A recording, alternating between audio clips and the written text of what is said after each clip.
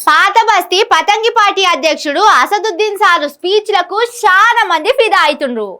ఓట్లప్పుడు మన దాంట్లో మనకే నన్నుండొచ్చు కానీ దేశం మీదకి ఎవడన్నా నచ్చినప్పుడు మనమంతా ఒక్కటే అన్న స్ఫూర్తి చాటుకున్న సాను చూసి అందరూ సెల్యూట్ కొడుతుండ్రు. ఇవాళ కూడా ముస్లిం వర్గాలతోటి పెట్టిన మీటింగుల సార్ ఇచ్చిన స్పీచ్ చూస్తే ఎవ్వలైనా షీటి కొట్టాల్సిందే. బారిస్టార్ అసదుద్దీన్ సాబు అందరితోటి సెల్యూట్ కొట్టించుకుంటుండు. పహల్గా ముచ్చటైన కాడ నుంచి పాకిస్తాన్ మీద అసద్ సారు ఇరుసుక పడుతున్న తీరు చూసి అందరూ ఫిదా అవుతుండ్రు. అసద్ సార్ లోపట గింత దేశభక్తుందని తెలియదని బీరిపోతుండ్రు.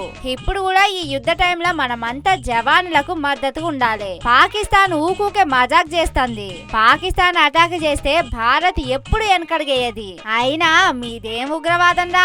అమాయకులను చిన్నపిల్లలను చంపే పాకిస్తాన్ కు ఇస్లాం పేరు పలికే అర్హత లేనే లేదు. అమ్మ కడుపు నుంచి ఈ భూమి మీద పడ్డప్పుడు సచ్చేదాకా ఈ భూమి కోసమే బతకాలి, మాతృభూమి కోసం కొట్లాడాలి అని ముస్లిం వర్గాలతోటి పెట్టిన మీటింగ్ లో చెప్పుకొచ్చిండు. పాకిస్తాన్ की तरफ से की जा रही हमारी सरकार ने कह दिया कि हम अपने इंटेंडेड ऑब्जेक्टिव्स को हासिल कर लिए, एस्केलेट करेंगे तो हम पीछे नहीं हटेंगे। पाकिस्तान डी एस्केलेशन करेगा तो वो वही रहेगा। अगर तो ये प्रोपेगेंडा झूठा है पाकिस्तान का।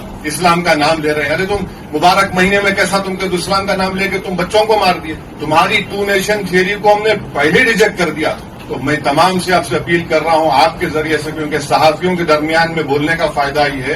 అసదుద్దీన్ సారు ఇప్పుడే కాదు పార్లమెంట్ లో కూడా పీడితుల దిక్కే మాట్లాడుతుండట. రాజకీయాలు ఎన్నున్నా మన దేశం మీదకు శత్రువులు వచ్చినప్పుడు సారు సూయిస్తున్న తెగువ మాత్రం చాలా మందిని కట్టిపడేస్తుందనే చెప్పుకోవాలి.